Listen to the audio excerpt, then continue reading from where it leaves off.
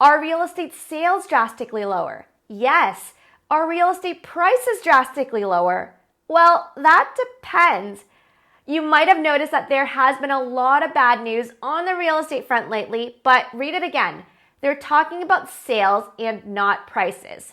And while it is true that prices will come down with weaker sales, that's just part of the picture. To get a better idea of where the market is at, you should actually look at the relationship between sales and listings instead.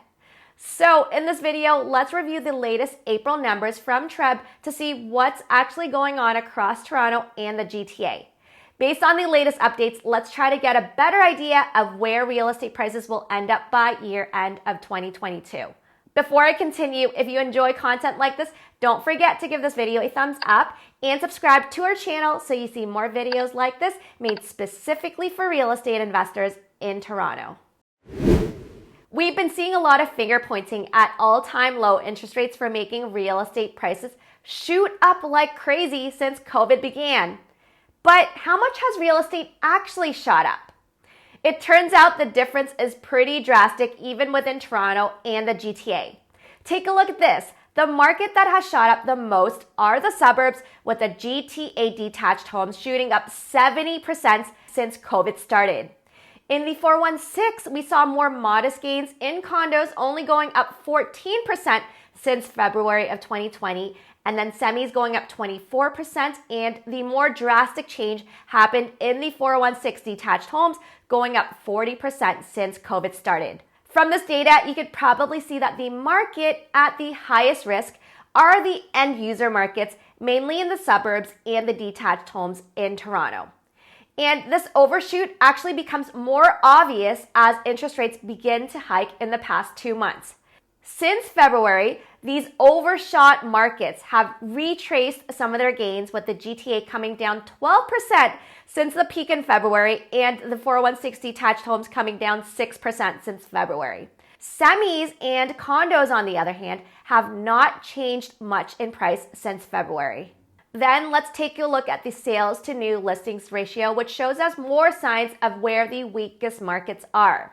This metric compares the relationship between sales and new listings during any given month. A lower number indicates more of a buyer's market, and a higher number indicates more of a seller's market. Looking at April's data compared to the same period last year, you can see that we are in a much weaker market everywhere today. But by far, the biggest difference between today and this point last year would be in the 905.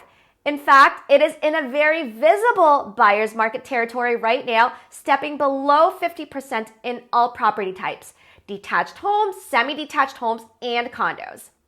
In the 416, the freehold markets are also weaker than last year, but the gap between last year and this year isn't as pronounced compared to the suburbs, which really mean that there are much stronger supports in the 416. The submarket that was more of a shocker was the much weaker condo market in April. Last time in 2017, the condo market saw very strong supports, never entering buyer market territory, and was least affected by rate hikes. But perhaps the big difference this time around is that condos are cash flowing negative already before rate hikes began, and so there's no buffer this time around. So when you combine this with more aggressively front-loaded interest rate hikes this time around, and rents haven't gotten a chance to catch up as quickly, investors are really just holding off until holding power gets better. Now, as we do see signs that there is a weaker market on all fronts in Toronto and the GTA, we do expect prices to come down from this point on. But here's just another thing to remember. Just because prices have gone up 70% in the suburbs since COVID started, this doesn't mean that prices need to come back down by that same percentage. The first thing to note is that a 70% increase is equivalent to a 40% drop in order to get back to square one. The second thing is that real estate normally appreciates every year, and over the past 10 years, real estate in Toronto has gone up around 7 to 8.5%, varying based on the submarket. It's been 2 years since COVID started, so we do expect prices to have gone up simply because of time. The third thing is that the markets might have shifted permanently because of what's happened during COVID. More people are now preferring to live in bigger homes and are okay with living further out because they don't need to go to offices every single day. There's also been a permanent uptick in real estate investor demand, and that's not going to go away. So because of these factors, we would also factor in an extra one-time COVID adjustment to our forecast as well. And based on these assumptions, here's our forecast.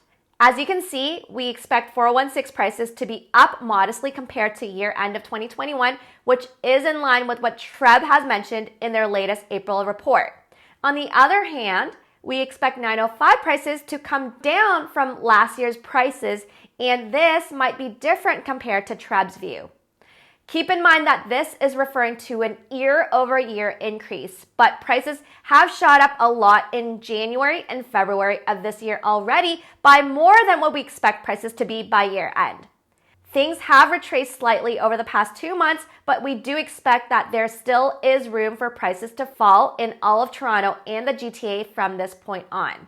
In 416 Toronto, where we invest, we expect investment properties to drop by less than 10% from today's price by year end. So if you are able to get a 10% discount over today's prices on a Toronto investment property, you're probably getting a pretty good deal. Honestly, our forecast is pretty subjective, with the main variable being that one-time COVID adjustment, which could swing prices one way or the other. We really wish we had the crystal ball, but of course there are so many things that can change from this point on, including changes to inflation, rents, rate hikes, and other forms of government intervention, which could swing prices one way or the other from this point on. At the end of the day, if you're looking to invest in real estate, we recommend you to focus on fundamentals to steer your investing decision. Real estate provides stable rental income, and you really can't go wrong when you choose markets that have great long-term appreciation.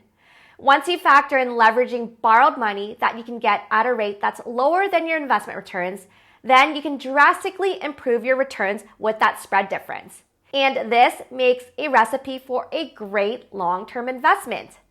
So if you're new to real estate investing and you want an expert to help you get you on the right track, we're ready for you. We can look at your requirements and your preferences and then match you up with the best investment property that fits your needs. After we help you buy it, our team also provides renovations guidance, leasing, and property management if you need it. So just connect with us if you want to learn more about our services by heading to the link in the description below. Don't forget to give this video a thumbs up and look for us on Facebook, Instagram, or LinkedIn if you want to hear from us more regularly. I wish you all the best in your real estate investing journey. Thanks so much for watching, and I'll see you in the next video. Bye.